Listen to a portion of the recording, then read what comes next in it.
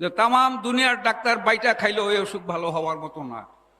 তখন আমি বললাম যে হুজুর, আমার পিকের বাজানের দয়ের উপর কি অসুখ? আমার খাজা বাবা দয়া করলে এই অসুখ যে কোনো এক মুহূর্তে চোখের পলকে ভালো হয়ে যেতে পারে। আমি বিশ্বাস করি হুজুর। মিয়া ভাইজানের একটা ছোট্ট ঘটনা বইলেই আমি আপনাদের কাছ থেকে বিদায় নিব।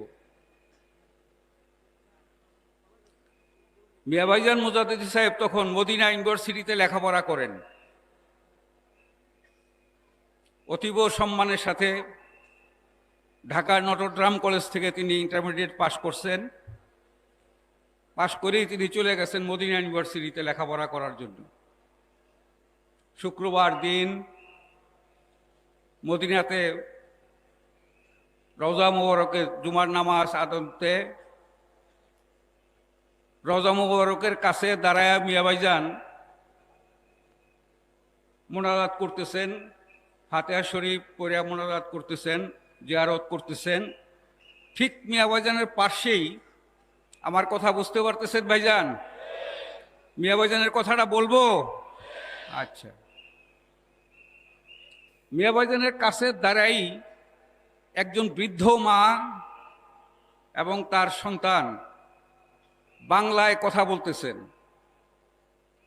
তো মিয়া ভাইজান মোনাজাত শেষে মদিনা শরীফে বাংলায় কথা বলতেছেন, নিশ্চয়ই বাঙালি মনে করিয়া মিয়া ভাইজান একটু হাইটা তিনার কাছে গেলেন, গিয়া বললেন যে আপনারা কি বাংলাদেশের না ইন্ডিয়ার? তখন বললো যে আমরা বাংলাদেশের। তো সেই ভদ্রলোক মিয়া ভাইজানকে জিজ্ঞাসা করলেন যে আপনার বাড়ি? যে আমার বাড়িও বাংলাদেশ, ফরিদপুর জেলায়। মিয়া ভাইজান আর কোনো পরিচয় দিলেন না। তো মিয়া ভাইজান মুজাদ্দিদি সাহেব ওনাকে জিজ্ঞাসা করলেন যে উনি কে? বলল যে আমার মা। কোত্থেকে আসছেন? বাংলাদেশ থেকে আসছেন? বলল যে না, আমার মা অত্যন্ত অসুস্থ, ওনার চিকিৎসা ইন্ডিয়াতে করছি, সারে নাই। সিঙ্গাপুরে করছি, সারে নাই।